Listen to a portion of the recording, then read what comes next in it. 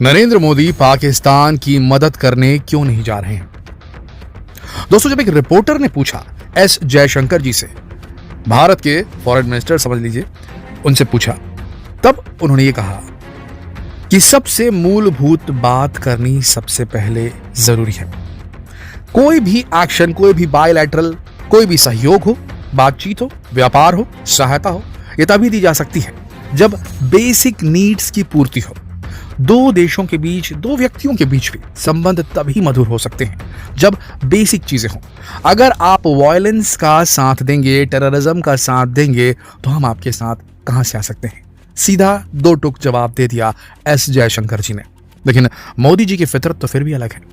तुर्की, जो हमेशा भारत के विरोध में खड़ा रहता था, तुर्की जिसने 370 धारा हटाने पर भारत की कड़ी आलोचना की थी, वो भी इंटरनेशनल प्लेटफॉर्म्स पर, तब भी भारत तुर्की की मदद के लिए पहुंचा और तुर्की ने दोनों हाथों से दोस्त कहकर उन्हें गले लगाया, भारत के एनडीआरएफ टीम को, और विदाई देते समय दोस्त कहकर विदाई दी। और तुर्की और भारत के संबंध अब एकदम अलग है। यहां तक कि तुर्की और पाकिस्तान के संबंध थोड़े बिगड़ गए, बट तुर्की और भारत के संबंध मधुर हो चुके हैं। तो मोदी तो इस किस्म के हैं कि वो मदद करने के लिए निकलते हैं, तो पड़ोस में जो हमारा मुल्क है, जो कभी भारत का हिस्सा हुआ करता था पाकिस्तान, उसकी मदद के लिए मोदी जी आगे क्यों नहीं बढ़ रहे हैं? एक पॉइंट तो हमने बता दिया। एस जयशंकर जी ने क्या कहा, टेररिज्म पे पहले बात होगी, उसके बाद सहायता पे बात होगी। और ठीक बात है, सही बोल रहे हैं, लेकिन मोदी जी आगे क्यों नहीं बढ़ रहे? ग्लोबल मीडिया में भी सवाल गूंजने लगे हैं, क्योंकि अब महीना, 2 महीना, चलो मान लीजिए 3 महीने के अंदर वो न्यूज आप सुनने वाले हैं कि पाकिस्तान श्रीलंका की तरह पूरी तरीके से बर्बाद हो चुका है, कुछ नहीं बचा। और वहां के हुक्मरान भी हो सकता है आने वाले समय में भाग जाएं, क्योंकि उन्हें जनता नहीं छोड़ने वाली। दोस्तों, जो उन्होंने लूटपाट मचाई है वहां के राजनीतिज्ञों ने, तो जनता उन्हें छोड़ने तो वाली नहीं है। तो कभी भी हो सकता है कि पाकिस्तान के जो हुक्मरान हैं वो पाकिस्तान छोड़कर भागने वाले हैं, क्योंकि स्थिति संभलने से तो रही। तो फिर ऐसी स्थिति में नरेंद्र मोदी जी क्यों मदद नहीं पहुंचा रहे? आइए जानते हैं इस वीडियो में। पैसे का मोहताज हो गया पाकिस्तान। यूट्यूब पर पाकिस्तान की जनता का दर्द आपने भी कई वीडियोस में देखा होगा। कोई कहता है कि हम खुद एटम बम बन गए हैं, कभी भी फट सकते हैं। तो कोई कहता है पाकिस्तान में इंसान की जान आटे की बोरी से भी ज्यादा सस्ती है। हैरानी की बात तो यह है कि कल तक जो पाकिस्तान बात में भारत से बराबरी किया करता था, भारत को उड़ाने तक की बातें किया करता था, भारत में घुसकर भारत की जनता को परेशान करना, भारतीय सैनिकों पर हमला करना, बिना किसी कारण के उन्हें मार डालना, यह सब पाकिस्तान के लिए कितना आम था। और पाकिस्तान की सरकार ने हमेशा ऐसी गतिविधियों को सपोर्ट किया। आज वो ही पाकिस्तान अपने बुरे दौर में भारत से ही मदद की उम्मीद रख रहा है। भारत सरकार का उसके इकोनॉमिक क्राइसिस के प्रति जो रवैया है, जो रिएक्शन है, वो जो रिएक्ट ना करने का अंदाज है, वह पाकिस्तान को नजरअंदाजी नजर आ रही है। पाकिस्तान की जनता मोदी मोदी चिल्ला रही है, लेकिन पाकिस्तान की सरकार अभी भी दुश्मनी निभाने में लगी है। देखिए, मोदी मोदी की जो आवाजें आ रही है ना पाकिस्तान से, ये मेन पाकिस्तान से कम और बलूचिस्तान और पाक ऑक्यूपाइड कश्मीर से ज्यादा आ रही हैं। और ये आवाजें भारत के लिए समझ लीजिए अलार्म की तरह हैं। ये वो अलार्म है जो अलर्ट करना चाह रहा है इंडियन गवर्नमेंट को, इंडियन मिलिट्री को, कि ये वही वक्त है जो आप दशकों से जिसका इंतजार कर रहे थे। पीओके के आम लोग भारत में विलय चाहते हैं। बलूचिस्तान, पीओके, गिलगित बाल्टिस्तान, हर तरफ नारे उठ रहे हैं भारत के फेवर में। लेकिन अभी भी भारत चुप है। ना सिर्फ मदद नहीं कर रहा है पाकिस्तान को, बल्कि ये इधर भी कोई एक्टिविटी नहीं कर रहा है, क्योंकि भारत कायर नहीं है दोस्तों। भारत कायरता से टेररिस्ट अटैक नहीं कराता पाकिस्तान के ऊपर जिस तरीके से पाकिस्तान कराता है। भारत जानता है कि पाकिस्तान इस समय बुरे दौर से गुजर रहा है। अगर अभी भारत ने अटैक कर दिया, इंडियन मिलिट्री ने अटैक कर दिया पाकिस्तान के ऊपर, तो पाकिस्तान इस गरीबी की हालत में युद्ध लड़ेगा कि अपनी आवाम का पेट भरेगा। सोच के देखिए दोस्तों। तो ये तो बेहतरीन मौका था भारत के लिए, लेकिन भारत कायर नहीं है पाकिस्तान की तरह। भारत अपने दुश्मनों के जितने लेवल तक गिर के काम नहीं करता, इसलिए भारत ने अटैक नहीं किया है। और इसके पीछे हमारी नासमझी भी नहीं है दोस्तों, इसके पीछे बहुत बड़ा कारण है। अगर अभी भारत अटैक कर देगा तो ये मान के चलिए भारत की ग्लोबल लेवल पे काफी ज्यादा आलोचना हो सकती है। तो इस बात को समझना जरूरी है। पर अब फिर मुद्दे पे आते हैं वापस। पाकिस्तान की मीडिया जो कल तक नरेंद्र मोदी का और भारत सरकार का मजाक उड़ाती नजर आती थी, वो आज मोदी की फैन सी बन गई है, ऐसा वीडियोस में नजर आ रहा है। पाकिस्तानी सरकार चीन से इतना धोखा खाने के बाद भी उसी का हाथ थाम कर बैठे रहने पर मजबूर है, पर अभी चीन ने थोड़ा बहुत फायदा पहुंचा दिया है। पाकिस्तान का वीकली इन्फ्लेशन 40% से भी ज्यादा बढ़ गया, यानी कि हर हफ्ते 40% कीमतें बढ़ रही हैं। सोचिए ऐसा होगा तो क्या होगा किसी देश का। आज 100 रुपये रेट है तो एक हफ्ते बाद 140 रुपये अगर कीमत बढ़ती ही जाएगी हर हफ्ते दर हफ्ते, कहाँ से क्रैश नहीं होगी वहाँ की इकोनॉमी, कहाँ से क्रैश नहीं होगी वहाँ के जो आम नागरिक है उनकी सेविंग्स।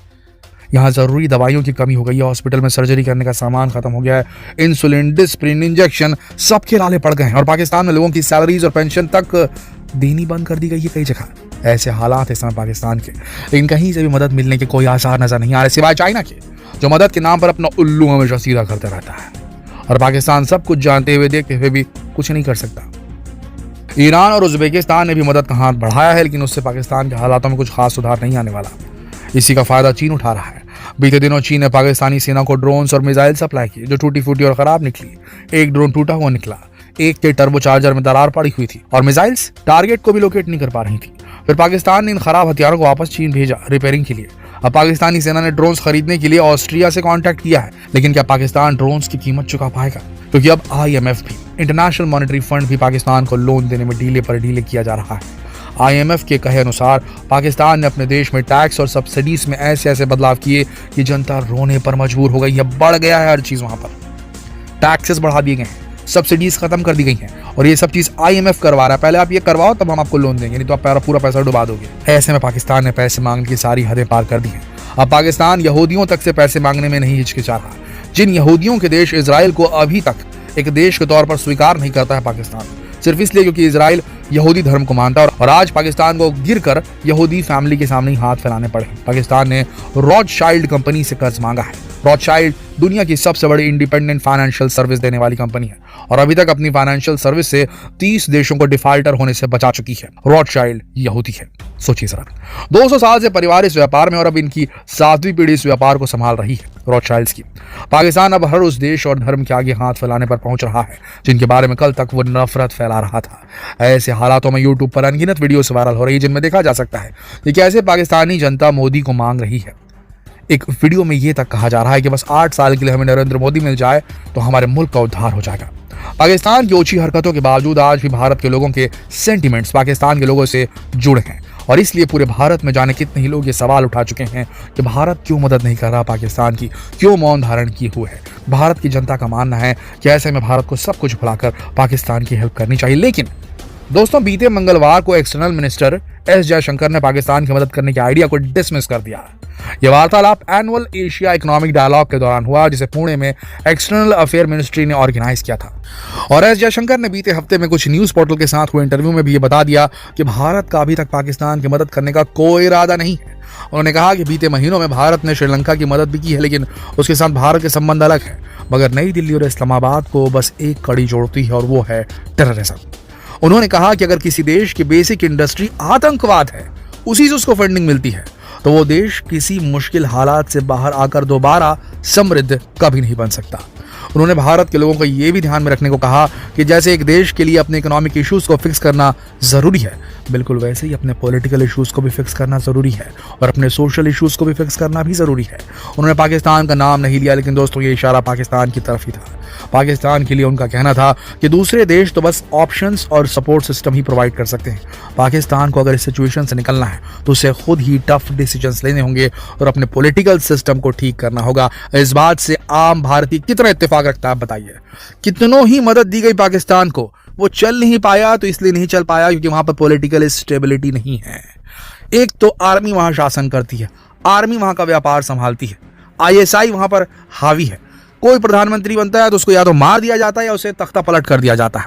और जो प्रधानमंत्री बनता है, जो प्राइम मिनिस्टर बनता है, जो भी वहां की पॉलिटिकल पार्टी आती है, सब ने यही काम किया है, लूटो पाटो और कुछ नहीं करो। तो भैया जितना पैसा कोई भी देश दे दे, इंटरनेशनल मॉनेटरी फंड दे दे, कोई भी दे दे, वो तो सिस्टम ही वहां का गलत है। वहां पर जंगल राज है, जितना पैसा डालोगे वो खत्म हो जाएगा। और एक बहुत बड़ी बात कह दिया जयशंकर जी ने, जिस कंट्री का बेसिक प्रोफेशन टेररिज्म हो चुका है, यानी कि वहां की जो मिलिट्री है वो टेररिज्म को, मिलिटेंसी को प्रमोट करती है और उससे उसे उगाही करती है। यानी कि वो जाती है अरब देशों के पास में, यहाँ वहाँ जाती है, बोलती है कि हमको अम्यूनिशन दो, पैसे दो, ताकि हम वहाँ पर ये मुहिम चला सकें, कश्मीर को आज़ाद करा सकें। वहाँ से पैसा लेती है और उसके बाद वो पैसे से अपना जो भी करना चाहिए वो करती है, जिसका मेन बिजनेस ही ये है। उस कंट्री को आप पैसे देके क्या करोगे? उससे अच्छा पैसे मत दो, पूरा क्रैश होने दो सिस्टम को, वहाँ के पॉलिटिकल सिस्टम को, वहाँ के मिलिट्री के सिस्टम को।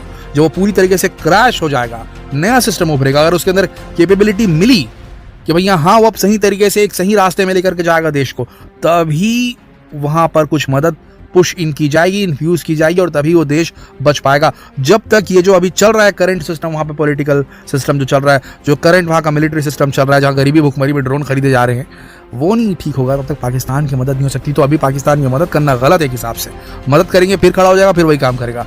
क्रैश होने दो, चरमराने दो पूरी तरीके से वहां के पॉलिटिकल सिस्टम को, उसके बाद फिर आगे देखा जाएगा। ये स्टैंड लगभग इनडायरेक्टली हम कहेंगे, डायरेक्टली तो नहीं कहेंगे, ये स्टैंड इस समय भारत का, और इसीलिए मोदी कदम नहीं आगे बढ़ा रहे, और जयशंकर जी ने दो टूक शब्दों में कह दिया। तो आपको क्या लगता है कि अभी भी मदद की जानी चाहिए पाकिस्तान की? यस और नो नीचे कमेंट सेक्शन में लिख दीजिए। अगर की जानी चाहिए तो क्यों की जानी चाहिए, और नहीं की जानी चाहिए तो कुछ तो हमने आपको जवाब दे दिए, कुछ आपके मन में होंगे तो आप अपनी भी भड़ास निकाल लीजिए कमेंट सेक्शन में। लेकिन इस वीडियो को शेयर करना ना भूलिएगा दोस्तों, बहुत ही ज्वलंत मुद्दा है ये। शेयर कीजिए ताकि लोगों तक ये बात पहुंच सके कि भारत क्यों मदद नहीं कर रहा पाकिस्तान की। कल फिर मिलते हैं एक और आंखें खोल देने वाले वीडियो के साथ। तब तक के लिए आप सबका इस वीडियो के अंदर बने रहने के लिए दिल से धन्यवाद।